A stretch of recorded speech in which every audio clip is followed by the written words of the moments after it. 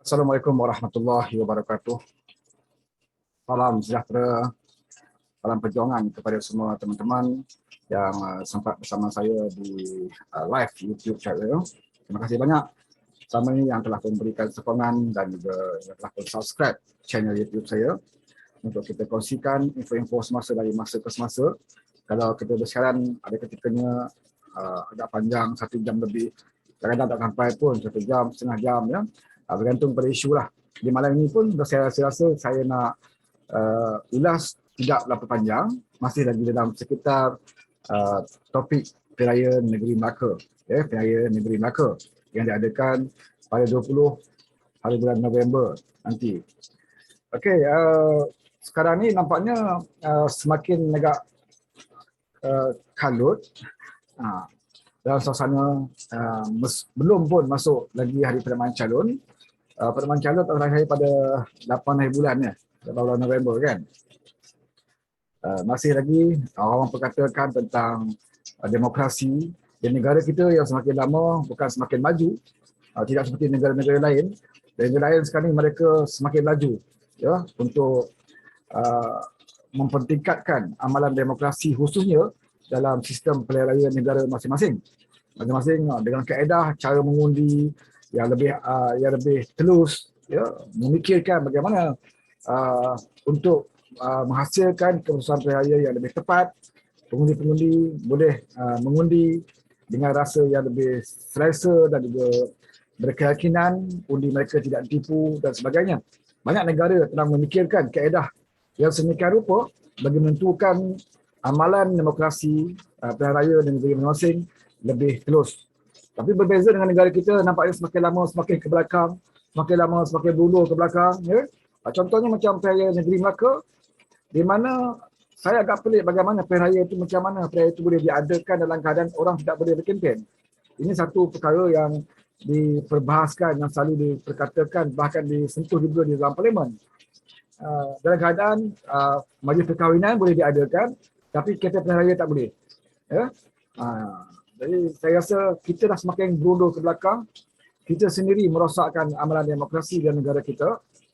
Tapi apa yang kita nak herankan, kerana daripada awal lagi sistem demokrasi kita telah pun dirosakkan oleh Perikatan Nasional dan juga Barisan Nasional itu sendiri. Asas kepada demokrasi itu adalah menubuhkan kerajaan yang dipilih oleh rakyat. Itu asas dalam amalan demokrasi di mana-mana negara pun. Kalau negara itu yang mengamalkan demokrasi, memilih kerajaan itu adalah daripada rakyat. Ya? Pemilihan daripada rakyat dan pemimpin menjadi kerajaan juga untuk rakyat. Ya? Datang daripada rakyat dan kembalinya kepada rakyat. Sebab itulah mandat itu penting untuk mewujudkan sama ada negara ataupun negeri. Ya? Menjadi kerajaan di negara ataupun menjadi kerajaan negeri. Itulah sistem yang sepatutnya diamalkan. Tapi malangnya, apabila kita telah mula mencipta sesuatu yang tidak baik buat negara kita, di mana negara yang telah pun diberikan mandat, ya, parti yang telah diberikan mandat oleh rakyat itu telah dikhianati, ya, telah pun dikhianati, maka lahirlah kerajaan yang langsung tidak diberi mandat oleh rakyat. Ya, Perdana Menteri yang pastinya tidak diberi mandat oleh rakyat, bahkan parti itu sendiri pun tidak diberi mandat oleh rakyat. Maka lahirlah kita dalam tempoh setahun 2 kerajaan, ya, walaupun daripada orang yang sama, tetapi Perdana Menterinya berubah, kedua-duanya tidak mendapat restu dan juga mandat rakyat. Maka pelik apalah kalau berlaku pilihan raya negeri Melaka, kaedah yang sama juga digunakan pakai, membelakangkan amalan demokrasi, membelakangkan mandat rakyat, dan mereka berbuat apa saja yang mereka rasa mereka boleh buat untuk menafikan rakyat memberikan kepercayaan kepada kerajaan. Baik, itu satu isu demokrasi. Dan yang terbaru kita boleh sentuh berkenaan dengan keputusan Majlis Kerja Tertinggi UMNO di dalam memberikan ataupun mau bekerjasama semula dengan parti PAS. Ya, kerjasama. Saya tak pasti sama ada kerjasama itu berbentuk mengagihkan kerusi, ya, kepada PAS ataupun kerjasama dari segi kempen saja. Itu saya tidak pasti. Tetapi keputusan yang dibuat oleh UMNO ini saya melihat bahawa satu keputusan yang PAS juga terpaksa meletakkan dirinya sebagai lalang lah. Ya? Sebab di dalam Perikatan Nasional, iaitu yang ditenjangi oleh Bersatu, mereka menyatakan bahawa PAS bersama dengan mereka dan mereka mahu PAS bertanding menggunakan logo Perikatan Nasional, bukan logo PAS, logo Perikatan Nasional. Manakala Majlis Kerja Tinggi UMNO membuat keputusan untuk menerima PAS dan UMNO memutuskan bahawa PAS telah bertanding menggunakan logonya sendiri. Logonya sendiri. Jadi sekarang ni pisau di tangan PAS. Sama ada PAS ingin setia terus bersama Perikatan Nasional ataupun PAS ingin bersama dengan UMNO, iaitu Barisan Nasional. Sekali lagi rakyat akan disajikan tentang di mana prinsip PAS sebenarnya. Sebelum ini kita dah didedahkan ya, bagaimana PAS bermain dua kolam, bagaimana PAS sentiasa bersama dengan orang yang memegang kuasa, di mana PAS sekejap bersama Muafakat Nasional, sekejap lagi bersama dengan Perikatan Nasional, dan sekarang ini dia tiba pilihan raya, PAS cuba ya untuk menunjukkan baiknya kepada UMNO sebab PAS nak bertanding di Melaka. Dan kita tidak heran kalau UMNO juga memberikan ruang kepada PAS. Ya, walaupun UMNO tahu bagaimana sikap PAS sewaktu di bawah Mahyudin Yassin. Ya, beberapa pimpinan PAS mengecam UMNO macam-macam. Bahkan mengecam Najib ni, ya, kleptokrasi dan sebagainya. Bahkan PAS beritahu dia tidak akan bekerjasama dengan kumpulan-kumpulan kleptokrasi. Sebab itu dia bersama dengan Perikatan Nasional. Ya. Tapi bila berlakunya pilihan raya negeri Melaka ini, PAS berusaha supaya kalau boleh UMNO itu bersama dengan mereka, bahkan kalau boleh PAS ingin UMNO itu bersama dengan Bersatu untuk menjadikan pilihan raya kecil, pilihan raya negeri di Melaka ini hanya pertandingan dua penjuru, iaitu Pakatan Harapan dan juga gabungan Barisan Nasional dan juga Perikatan Nasional.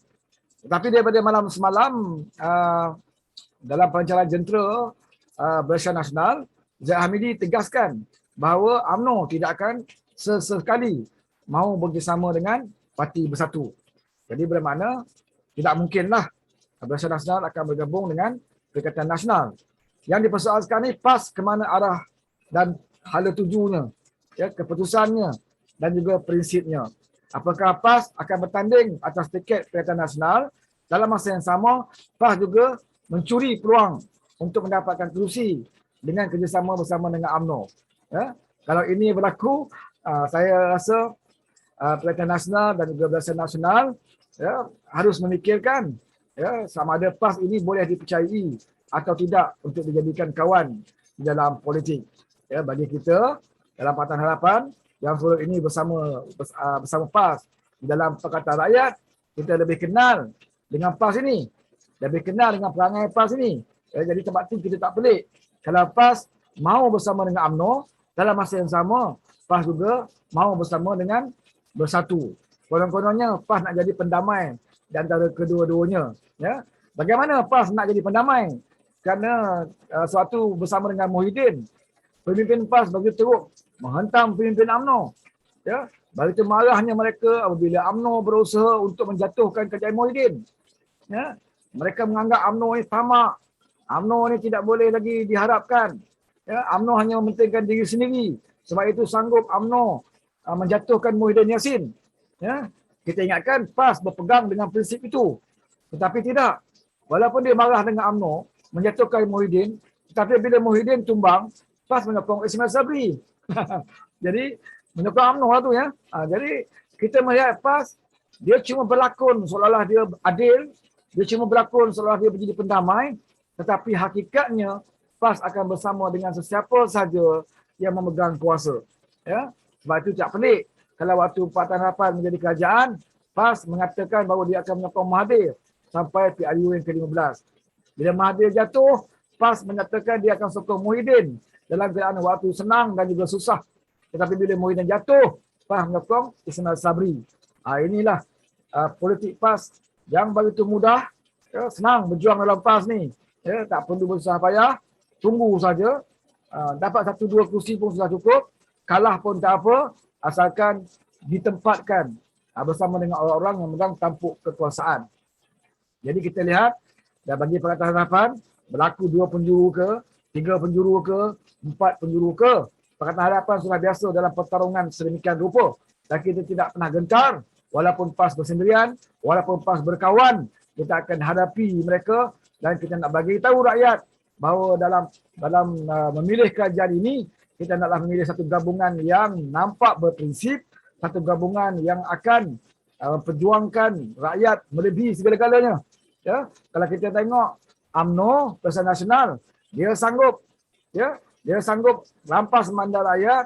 Kemudian bila dia dapat kuasa, dia berebut projek-projek di Melaka, sehingga berlakulah tidak puas hati, maka tumbang kerajaan itu. Bila tumbang kerajaan itu, seperti mana kata Rauf di dalam ucapan dia, Pancaran Jentera UMNO, dia kata saya tidak akan membenarkan DAP menjadi kerajaan di Melaka walaupun 1 saat, walaupun 1 minit. Ini kata pemimpin UMNO di Melaka. Sejak bila pula DAP memerintah Melaka? Sejak bila? Memang tidak akan berlaku sedemikian rupa. Tetapi isu ini dia mainkan kepada rakyat Melaka. Seolah-olah dalam PRN kali ini, kamu mesti beri UMNO menang. Seolah-olah dalam PRN ini, kamu mesti beri Barisan Nasional menang. Kerana kalau mereka tidak menang, DAP akan memerintah Melaka. Jadi kepada rakyat Melaka, gunalah otak dengan bijak. Ya, kalau mereka menang sekalipun, bahkan mereka bukan menang, mereka menjadi kerajaan setelah khianat, diberi peluang menjadi kerajaan tanpa mandat rakyat. Mereka berebut tentang projek, pasir dan sebagainya. Sebab itulah dia tak mahu rakyat Melaka tahu apa yang dia lakukan. Sebab itulah dia menggunakan isu DAP ini untuk menipu rakyat di Melaka. Ya, yang sebenarnya kalau jatuh kerajaan, kalau kalah kerajaan parti Barisan Nasional dan juga UMNO ataupun Perikatan Nasional, yang memerintah negeri Melaka itu bukan DAP.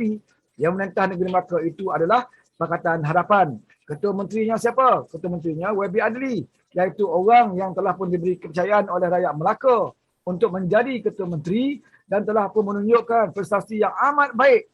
Tidak ada isu pasir, tidak ada apa-apa kontroversi sekalipun.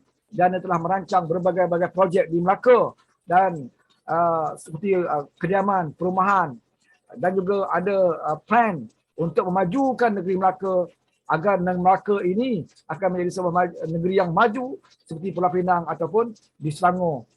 Dan dia tidak sibuk nak baiki rumah, tak sibuk nak membazirkan duit rakyat, dan dia cuba berjimat dengan penjimatan kekayaan negeri Melaka itu ditadbir dan diuruskan dengan baik oleh YB Adli.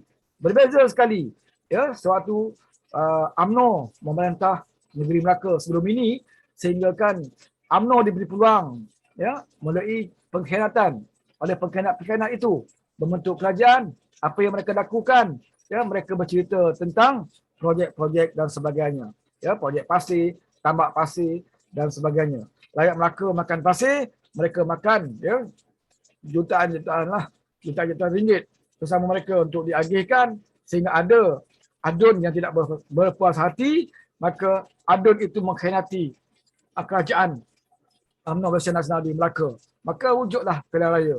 Ya. Jadi apa yang berlaku di Melaka ini, rakyat Melaka harus sedar bahawa ianya angkara daripada perbuatan puak-puak yang tamak, yang rakus kuasa, yang inginkan, ya, kepentingan peribadi mereka berbanding mereka memikirkan masalah rakyat. Buktinya mereka sanggup untuk adakan pilihan raya negeri. Mereka sanggup untuk usahakan pilihan raya negeri agar menyusahkan rakyat Melaka daripada mereka nak memilih jalan demokrasi, iaitu memberikan, ya, kerajaan itu kepada adun-adun yang punya majoriti. Ya, mereka menafikan itu. Mereka sanggup mengadakan pilihan raya agar Pakatan Harapan tidak boleh menjadi kerajaan. Ya, kerana kalau Pakatan Harapan menjadi kerajaan, file-file salah tentunya akan didedahkan oleh kerajaan baru atau kerajaan Pakatan Harapan di Melaka, maka terbongkarlah segala rahsia mereka, siapa yang dapat projek, siapa yang makan rasuah, ya, siapa yang berebut pasir dan sebagainya. Sebab itu dia berusaha sekuat mungkin, ya, bersungguh-sungguh untuk menentukan agar Pakatan Harapan tidak menjadi kerajaan. Ada benda yang dilindungi agar rakyat Melaka tidak tahu apa yang mereka lakukan selama ini. Jadi PAS ada di dalam Barisan Nasional atau PAS berada dalam Perikatan Nasional, PAS tetap dianggap sebagai parti yang bersekongkol dengan puak-puak yang makan pasir ini. Inilah parti Islam, dia tidak ada prinsip, dia akan bersama dengan sesiapa saja. Bahkan di pusat, dia sanggup bersama dengan pengkhianat ya, yang merampas mandat rakyat. Pada dia tidak penting, yang penting jawatan yang diberikan kepada PAS. Jadi kepada rakyat Melaka, gunakan peluang kali ini untuk kamu membalas dendam di atas puak-puak yang mengkhianati mandat yang telah kamu berikan. Ya, ajar mereka, tunjukkan mereka jalan keluar daripada politik dan bagi tahu pemimpin-pemimpin Perikatan Nasional dan juga Barisan Nasional bahawa kalau kamu mahukan kekayaan dan kepentingan diri, Melaka bukanlah tempat kamu yang sebenarnya. Tetapi kalau rakyat Melaka memberikan kepercayaan kepada mereka, satu hari nanti kamu akan dapat rasai sebenarnya siapakah ya yang mendapat keuntungan daripada mandat yang kamu berikan.